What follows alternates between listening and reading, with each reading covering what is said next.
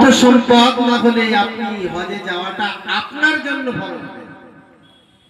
আপনার টাকা যাকাত দেওয়ার পরিমাণ নেই, আপনি যাকাত দেবেন।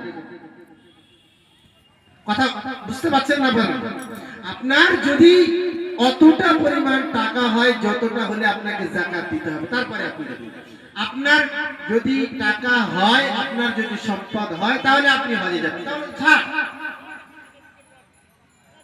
নামাজ আর রোজা, রোজা 12 মাসে এক মাস।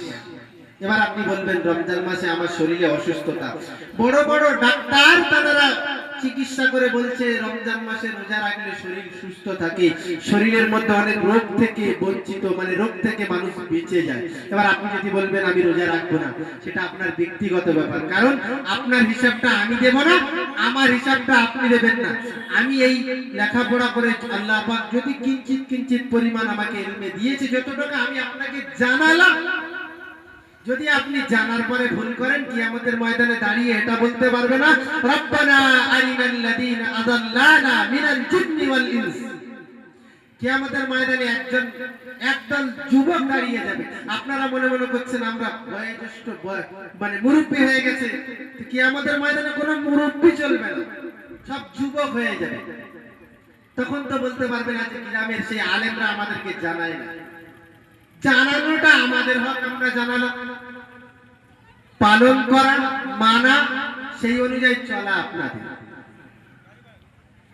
তাই তো কিয়ামতের ময়দানে আল্লাহ নবী দিন দুনিয়া বাদশাহ হাবিবুল্লাহ নবী জনাব মুহাম্মদুর রাসূলুল্লাহ সাল্লাল্লাহু তাআলা আলাইহি ওয়াসাল্লাম বললেন, ভাই ভাইয়ের হবে না, সন্তান বাবার হবে না, মেয়ে মায়ের হবে না, স্বামী স্ত্রীর হবে না, স্ত্রী স্বামীর হবে না, কেউ কারোর হবে না।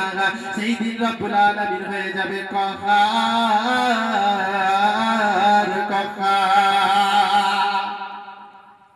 সেই দিন একদল যুবক দাঁড়িয়ে যাবেন আল্লাহ পাকের দরবারে, তারা দাঁড়িয়ে বলবেন ও রব্বুল আলামিন আল্লাহ, ও রব্বুল আলামিন আল্লাহ গো, আমাদের পূর্বে পুরুষ যারা ছিল, যারা ক্ষমতায় ছিল, যারা ইলমে শিখেছিল, যারা ইসলামকে শিখেছিল, তারা তো আমাদেরকে জানান না, তারা তো আমাদেরকে বলেন না তোমরা ব্যভিচার করো না, তোমরা জিনা করো না, তোমরা সুদ খেও না, তোমরা খারাপ পথে চলো না, তোমরা মানুষকে ধোঁকা দিও না। এ কথা তো বলতে পারবে না, কারণ এখন ঘর ঘর আলেম হয়ে গেছে, কথা বললে উত্তর পেয়ে যাচ্ছ, তারপরেও কখনো কথা বলতে পারবে না। আল্লাহ পাকের দরবারে ওই যে কোরআনের আয়াত দাঁড়িয়ে তো বলতে পারবে না, কারণ হলো এটাই নাজালু তাতা আকদামিনা লিয়াকুনা মিনাল আসফালিন।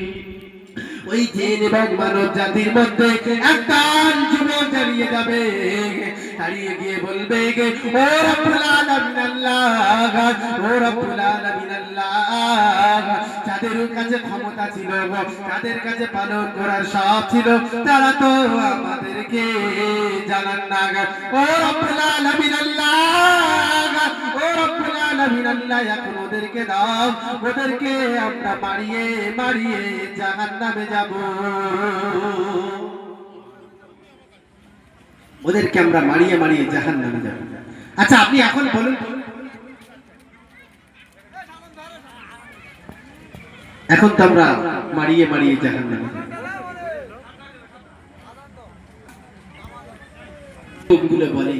এখন আপনার কাছে আপনি একজন পিতা, আপনি একজন দাদু, পিতা বেঁচে নেই, তাহলে আপনার ওই হকটা আছে যে আপনি আপনার নাতিকে, আপনি আপনার সন্তানকে বলতে পারবেন বাবা নামাজ পড়ো, বাবা এমন ভাবে চুল কেটো না, বাবা এমন ভাবে দাড়িটাকে কেটো না, বেধর্মীদের মতো হয়ে যাবে।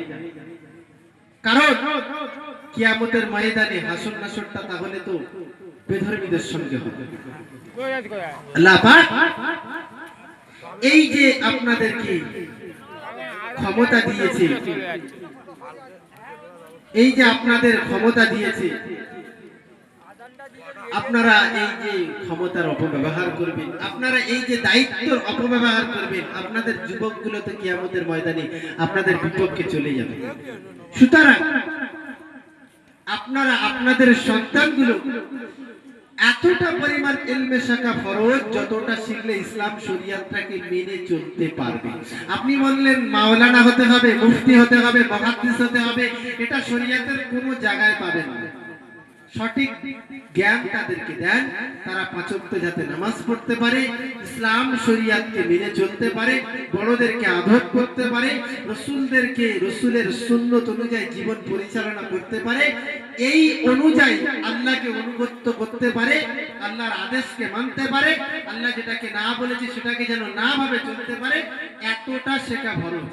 এই আলেম হওয়া, মাওলানা হওয়া, হাফেজ হওয়া, মুহাদ্দিস হওয়া সবার জন্য ফরজ নয়।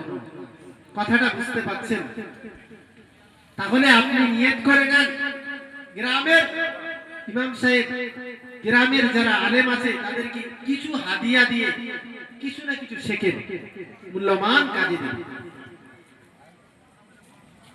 মূল্যবান কাজে দেবে আল্লাহ পাক। তাহলে আপনার ইহকালটাও কল্যাণময় করে দেবে, পরকালটাও কল্যাণময় করে দেবে। সুতরাং যারা এখনো সময় আছে, দুটো পায়ে ধরে বলছে যে আপনারা একটু আল্লাহ ওয়ালা হন, আল্লাহ যে রাস্তায় চলতে বলেছেন, আল্লাহ রাসূল দেখিয়েছেন সেই রাস্তা আপনারা চলুন। কারণ প্রেম না থাকলে, রাসূলের প্রতি প্রেম না থাকলে, মহব্বত না থাকলে কখনো জান্নাতে যেতে পারবেন না। প্রচুর হাদিস এসেছে, পৃথিবীটাকে রাসূলের জন্য বানিয়েছে। তা আপনি যদি মনে করেন সোজা গাছে ফল পারবো, খাবো, মালিকের কাছে তো তাহলে টাকা দিতে হবে, যে মালিকের কাছে, যে মালিকের গাছ, সে মালিকের কাছে টাকা দিয়ে আপনাকে কিনতে হবে। তা আপনি যদি সেই মালিকটাকে না ধরেন, সোজা গাছে যাবেন, কখনো হয় না। রাসূলের প্রেম আপনার মধ্যে নেন, রাসূলের সুন্নাত আপনার মধ্যে নেন, তাহলে আল্লাহ পাক ইহকাল এবং পরকাল কল্যাণময় করে দেবে।